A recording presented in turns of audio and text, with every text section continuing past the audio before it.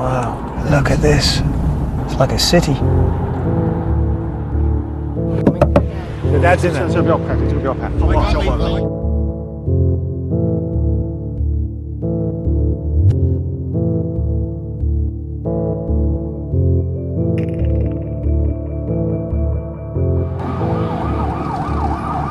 ？In Xinjiang, displays of police might are everywhere. But there's something here they don't want you to see. Huge fences all around it, look.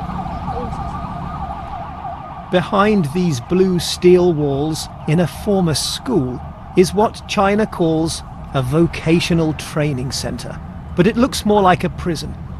Nearby, relatives queue up to visit. From above, the grim details can be picked out. Last year, the school had a football pitch. Today, it's covered with what look like accommodation blocks. Watchtowers are visible. On a corner, just outside the camp fence, we stop to speak to a family. What are you guys doing here? Some officials try to stop us filming, but another intervenes. Let them speak, she says. I ask who they're visiting.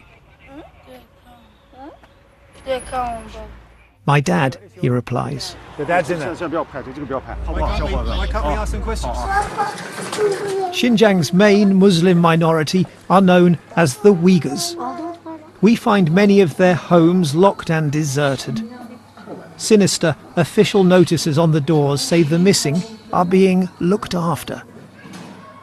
One credible estimate suggests up to 1 million people may now be detained. But the BBC has seen new, detailed satellite analysis of dozens of suspected camps across Xinjiang. Few of them look much like schools. This giant compound is surrounded by a high wall with 16 watchtowers. We try to approach the site by car. Look at this. Only to discover that it's being expanded on a massive scale. It's like a city. Then the police block our way. If this really is all about education, then why the effort to stop us getting close? Impressive thing is that The satellite analysts show us a more recent image. It's clear how much the site has grown. everything double. Double, even more than double. But the team is able to show that this one camp is part of something much bigger by identifying many other similar secure facilities right across Xinjiang. All this is new. Plotting their growth over time shows just how fast they're being built. Satellites see beyond what the human eye can see. As the years pass, we have detected that the number of infrastructures being built increases, and most significantly in the past 2 years. And prison design experts tell us this could now be one of the biggest detention facilities in the world, holding 11,000 inmates at the very least. China denies it is detaining Muslims in Xinjiang. In response to the allegations, state TV has been showing classrooms of supposedly grateful adults willingly undergoing re-education. Without this, I might have followed religious extremists, this woman says. From a vegetable field to another one of China's new schools in less than 6 months, complete with watchtowers. We try to film one of them. But once again, while trying to get to the truth, we're asked to leave.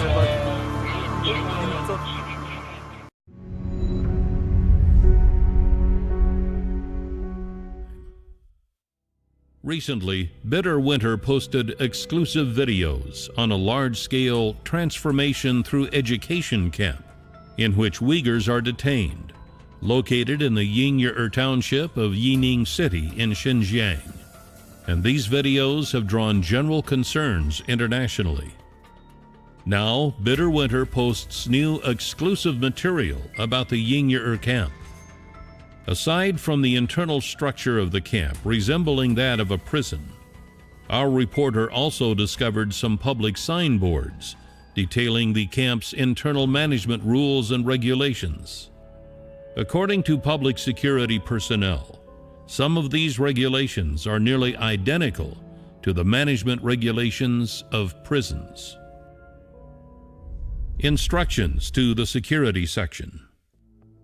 The instructions to the security section clearly state the section needs to make overall arrangements of armed police officers, public security personnel, security guards, and other forces.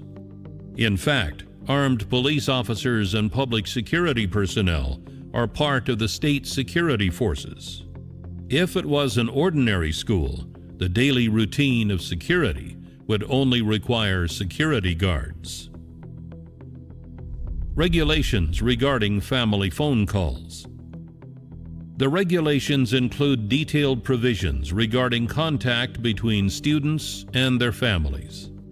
The phone calls between inmates and family members is strictly restricted. Phone calls must be applied for and approved, and the length of each phone call is usually limited to under 5 minutes. Phone calls must be personally registered, personally dialed, and personally monitored by personnel members. In addition, the use of code words and secret language is prohibited. Inmates who do not comply with these rules will be punished with deprivation of family phone call privileges from 1 to 6 months based on various situations. Student Code of Conduct. On the class affairs board posted on the wall in the corridor, we noticed that the Code of Conduct for students contains a total of 26 regulations. Among these, Article 23 is especially noticeable. This article requires students to address armed police and special police officers as police officers, and address teaching assistants cadres as training officers. This is extremely similar to the code of conduct used for prison inmates. Duties of headmaster and Mandarin teacher. There are also headmasters and Mandarin Chinese teachers at the Transformation Through Education camp, and their responsibility is to indoctrinate students with an ideological and political education, and basically only students who speak Uyghur are required to learn Mandarin.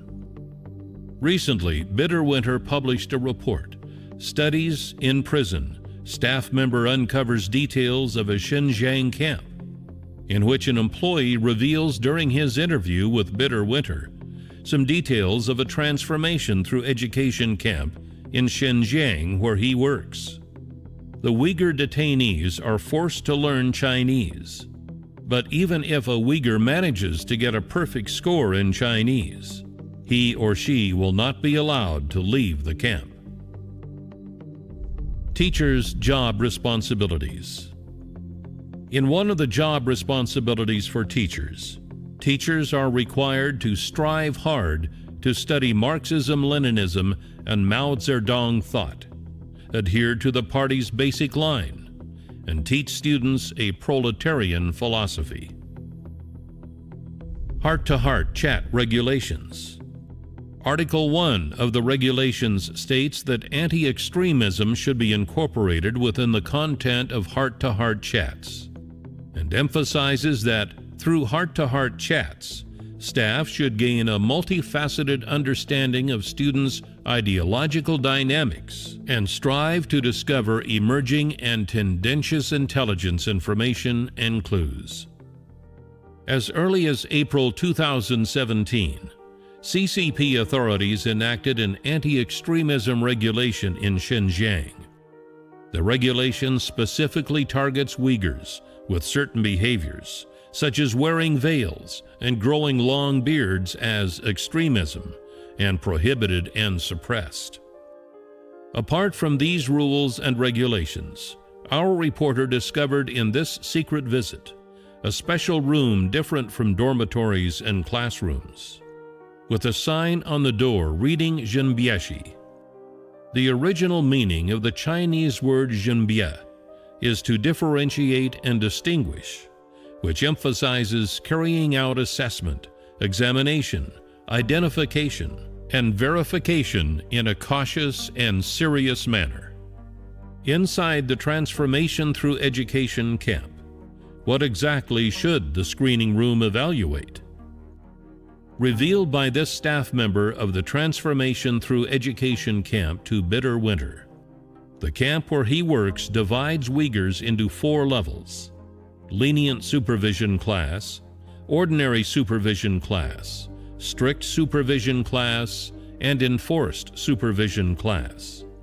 A screening team regularly screens students to determine whether they have signed a statement of repentance and admitted their guilt. An assessment is then conducted, and students who do not pass are sent to a detention center. In view of the coercive measures that the authorities have already used on Uyghurs, a source infers that this screening room may be used to evaluate, using some special means, the degree of transformation and reform of students.